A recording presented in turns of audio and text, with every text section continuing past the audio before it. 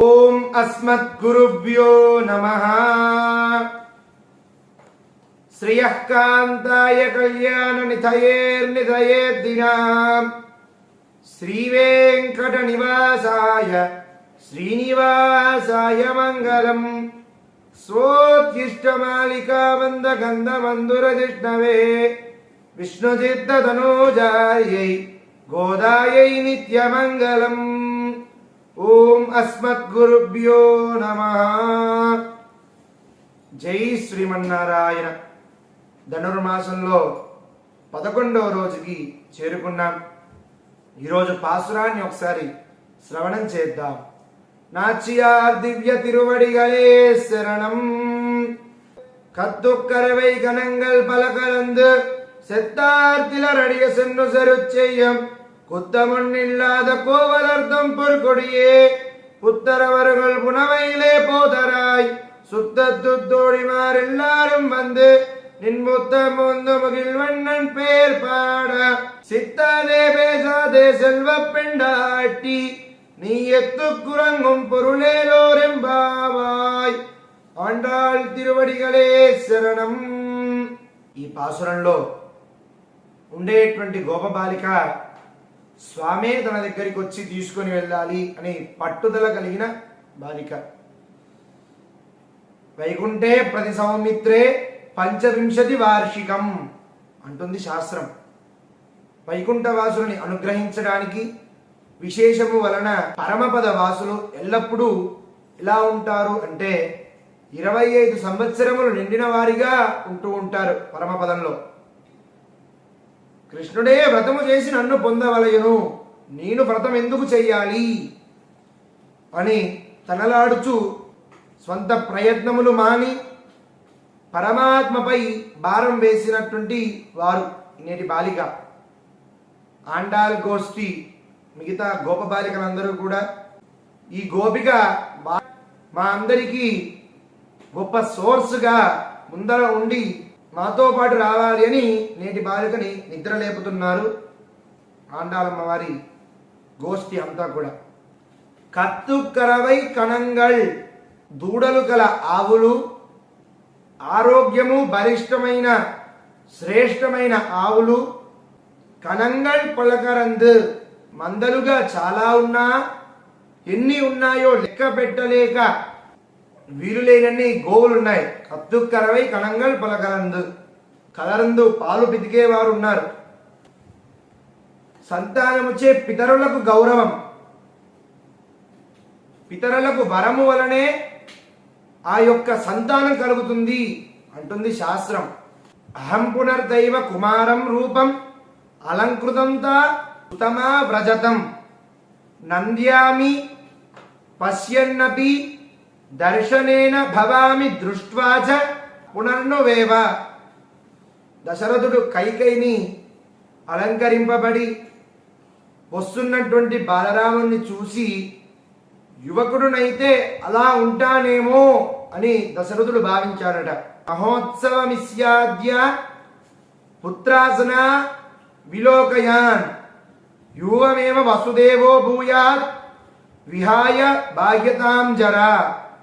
వసుదేవుడు కుమారుడైనటువంటి శ్రీకృష్ణ పరమాత్మని చూసి ముసలితనమంతా మటుమాయమైపోయి యువకుడుగా అయ్యాడు అన్నట్లు జననం కులే కీర్తి మహర్షి రిష్యమే సుత అని శీరధ్వజుడు అన్నట్లు నా పుత్రిగా నా కులానికి కీర్తిని తెచ్చేది అవుతుంది అని శీరధ్వజుడు అన్నాడు. జనకుడు శీరధ్వజుడు రసోముని కుమారుడు. శీరధ్వజుడి భార్య రత్నమాల, సోదరుడు కుశధ్వజుడు. సంతానము కారణంగా కీర్తింపబడిన వారందరూ పైన మనం చెప్పుకున్న వారందరూ రాముడిని రాముడు అని అనరు, దశరథ కుమారుడు అయినటువంటి రాముడు అని సంబోధిస్తారు. వసుదేవ సుతం కృష్ణం అంటారు. పాలు త్రాగే వయసులోనే దూడ తల్లి అయినట్లు ఆరోగ్యముకుల బలిష్టమైన శ్రేష్టమైన అవివాహ రాజకుమారుణ్ణి దృష్టి యువతులపైనే అయినట్లు దూడల మధ్యలో నుండి ఒక బాలుడు స్వామినన్నట్లు కృష్ణుడి దృష్టి దూడలపై దూడలను మేపుచు మరి ఇతరపై పశువులను పట్టించుకునేవాడు కాదు. లేత ప్రాణము స్వప్రయత్నములు లేక తల్లిపై ఆధారపడుట స్వామికి ప్రీతిపాత్రము. మందలు చాలా ఉన్నాయి, ఎన్ని ఉన్నాయో లెక్క పెట్ట వీలులేరన్ని. హనుమంతుడు అశోకవనంలో హింసువృక్షం పైనుండి సీతాదేవికి రాముణ్ణి వినిపించాడు. రాజా దశరథో రామ రథ కుంజర వాజివాన్. దశరథుడు రథములు ఏనుగులు గుర్రములు కలవాడైనట్లు గోపాలుడు పశు సంపద లెక్కింప వీలులేనిది, అనేక పశువులు గలవారు అన్నట్లు చెప్తున్నారు. రాముడి కళ్యాణ గుణము లెక్కించడానికి వీలు లేదు. పాలు పితుకువారు పశువులు అనేకముగా నున్నప్పటికీ అన్నిటి పాలు పిండగల సాధ్యం కలవారు యాదవులు. జాతిని బట్టి వచ్చిన సామర్థ్యము, ఈ సామర్థ్యములు గలవాడికి కారణం శ్రీకృష్ణుడు వీళ్ళ యందు ఉండుట. యాదవులు చేసుకున్న సుకృతం. కృష్ణుడే వారి కులదైవముగా కులధనముగా ఉంటూ వారందరికీ తగిన సామర్థ్యాన్ని అందిస్తూ పాలు పితకడం, గోసేవ చేయడం వంటి భాగ్యాన్ని కల్పించాడు కృష్ణుడు యాదవులకి. ఇక్కడ ఒక సంశయం. పురుషార్థ తత్ర శబ్దాత్ అన్న స్తోత్రానికి వద్ద బ్రహ్మవిదాప్నోతి పరం. మనలాంటి వారందరికీ కూడా స్వామిని పొందాలి అని కోరిక కలుగుతూ ఉంటుంది. ఆ కోరిక తీరడానికి ఏం చెయ్యాలి అని ఒక సంశయం కలిగింది మనకు. దానికి సమాధానం బ్రహ్మ విద్య కర్మాంగముగా కర్మలు జయించునది.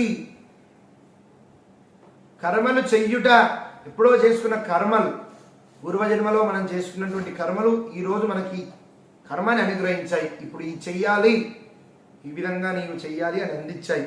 దేనికో దానికి త్రాడు వేసి ఉంటుంది. ఆ జన్మలో నువ్వు వచ్చేసావు, ఈ జన్మలో ఇది చెయ్యాలి అని. కృష్ణాశ్రయ కష్టబల కృష్ణనాదశ్చ పాండవ అన్నటువంటి వారు కృష్ణున్నే ఆశ్రయించి కృష్ణుడే తమ బలమని, తమకు రక్ష కలిగించిన వాడే కృష్ణుడు అని నమ్మిన వారిని నిష్కర్మ చరణరక్తులు. సంతానముతో కూడిన శిష్యులు అనేక సమూహములుగా వారిని ఆపేక్ష కొలది జ్ఞాన ప్రదానం చెయ్యువాడు ఆచార్యుడు. కృష్ణ పరతత్వము సహించని వారి భావములకు వారి వద్దకు వెళ్ళి సమూలముగా నశింపజేయుట. సెత్తార్ తిలరడియ సెన్ను సెరుచేయుం. శత్రువుల బలము నశించినట్లు దండెత్తి యుద్ధము చెయ్యి. ఏ విధంగా యుద్ధం చెయ్యాలి అని చెప్తుంది గోదామ్మ. భాగవతోత్తముల సమృద్ధిని సహింపజేయని వారు భగవంతుని శత్రువులు. భగవత్ సమృద్ధిని సహించని లేని వారు భాగవతోత్తములకు శత్రువు. భగవంతుణ్ణి కించమరుస్తున్నవాడు భగవద్ బంధువుల మన అందరికీ శత్రువుగా మారుతాడు. భగవంతుణ్ణి అతిగా ప్రేమించే వాళ్ళం మనం అందరం. మన అందరి ప్రేమని సహించలేని వాడు ఏమవుతాడు? మనం వాడికి శత్రువులుగా మారుతాం. చెత్తార్తిలరడియ చెన్ను చెరు చేయుం. దండెత్తి యుద్ధము చేయి. శత్రువులు వచ్చినా పోరాడడం కాదు, వాళ్ళున్న చోటుకు వెళ్ళి పోరాడాలి.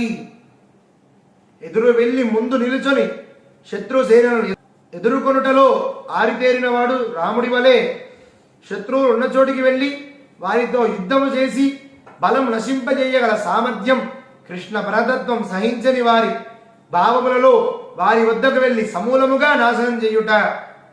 సెత్తార్తిలరడియ సెన్ను చెరు చేయుం. స్వప్రయోజన శక్తి నశించినట్లు తామే విజయాత్ర చేసి వారితో కూడి ఉండి కుత్తమం నిల్లాద కోవలర్థం పోర్కొడియే. దోషము లేని గోపాల కులం స్వామి సంబంధం కలవారు. వీరికి దోషములుండవు. దోషము లేనివారు నా భక్తులు దోషములు చెయ్యరు. చేసినా ఆలోచించి మంచే చేస్తారు. పర్వాలేదు, వాడేదో మంచి పనే చేసి ఉంటాడు, లేకపోతే వాడు దోషం చెయ్యడు అని స్వామి చెప్పాడు. ఉత్తమం నిల్లాద దోషద్వయము లేని భగవంతుణ్ణి ఆశ్రయించి భగవంతుడు అందరినీ శాసించగలవాడు. అతనిని శాసకత్వమును గౌరవించని ఇతరులని ప్రభు అనుట, అతని శక్తి తెలియక శరణాగతి చెయ్యుట, అన్య శేషత్వమును కలిగి ఉండుట ప్రధాన దోషములు శ్రీకృష్ణుని శాసనత్వము అంగీకరించకపోవుట, శరణాగతి చెయ్యుట లేని వారికి దోషము.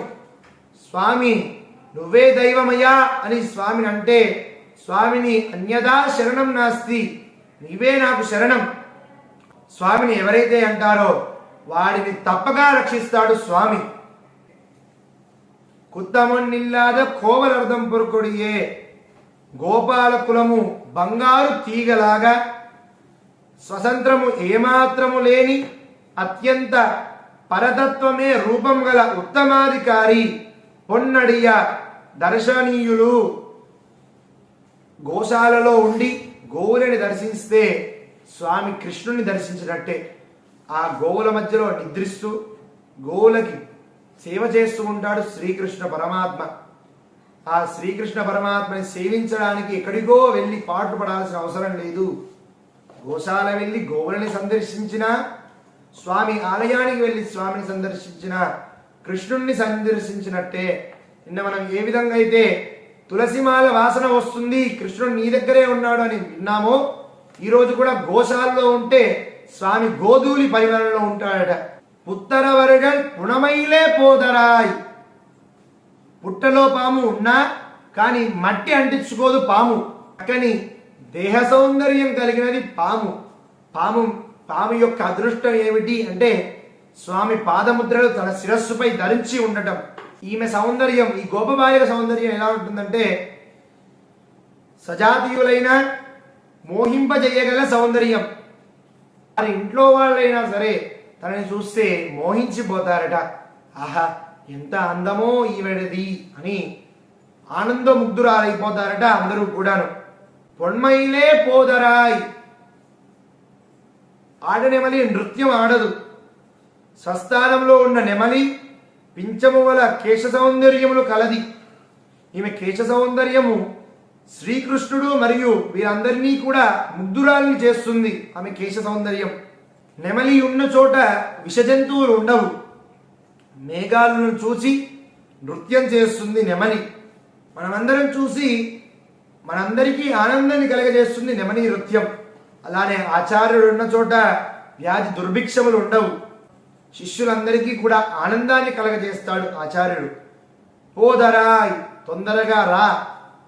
ఈమెను గోష్ఠి ముందు భాగమున నడిపిస్తూ ఆమె నడక సౌందర్యాన్ని వీక్షిస్తూ వెనకాల వెళ్ళాలని వీరికి కోరిక. ఆచార్య స్థానంలో ఉంచి నీ వెనక మేము శిష్యులవలే వస్తామమ్మా రా అంటూ గోపబాలికని పిలుస్తున్నారు. సుత్తత్తు తోడిమా ఎల్లారం వందు నిన్ ముత్తం బుగుందు, ఇంటి ముందర వచ్చి ఎదురు చూస్తున్నారు ఆమె కోసం. ఏ విధంగా అంటే రాముడిని శరణు వేయుటకు సముద్రాన్ని దాటి విభీషణుడు వచ్చి ఎలాగైతే శరణు కోరాడో ఆ విధంగా తన దర్శనం కోసం వీరందరూ కూడా అలా ఎదురు చూస్తున్నారు. ముగిల్ వన్నన్ పేరు పాడా, మనం చేసేదేమీ లేదు, స్వామిని పాడటమే మనం చెయ్యవలసినది. కాలమేఘ పెరుమాలే మనల్ని రక్షిస్తాడు. ఆ కాలమేఘ పెరుమాల్ ఏ విధంగా ఉంటాడంటే అందమైన తిరుమొహము కలిగి నిత్య యవ్వనముగా చక్కగా అమరి ఉండి అసురులను సంహరించువాడై కేశ సంపద కమల దళాక్షుడు కలిగిన కాలమేఘ పెరుమాల్ తప్ప మరొక ఉపాయము లేదు. మేఘశ్యామం పీత కౌశేయవాసం శ్రీవత్సాంగం కౌస్తుభోర్భాసితాంగం పుణ్యోపేతం పుండరీకాయతాక్షం విష్ణుం వందే సర్వలోకైకనాథం.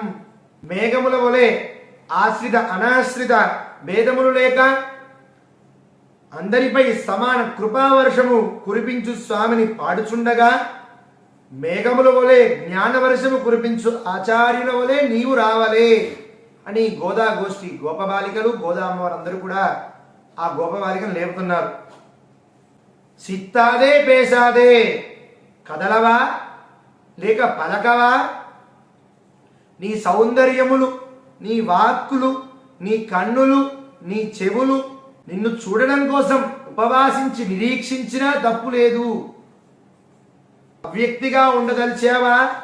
నీ సామాన్య ధర్మములు భాగవతోత్తముల వలె ఉండుట విశేష ధర్మము ఆచరింపదగినదే.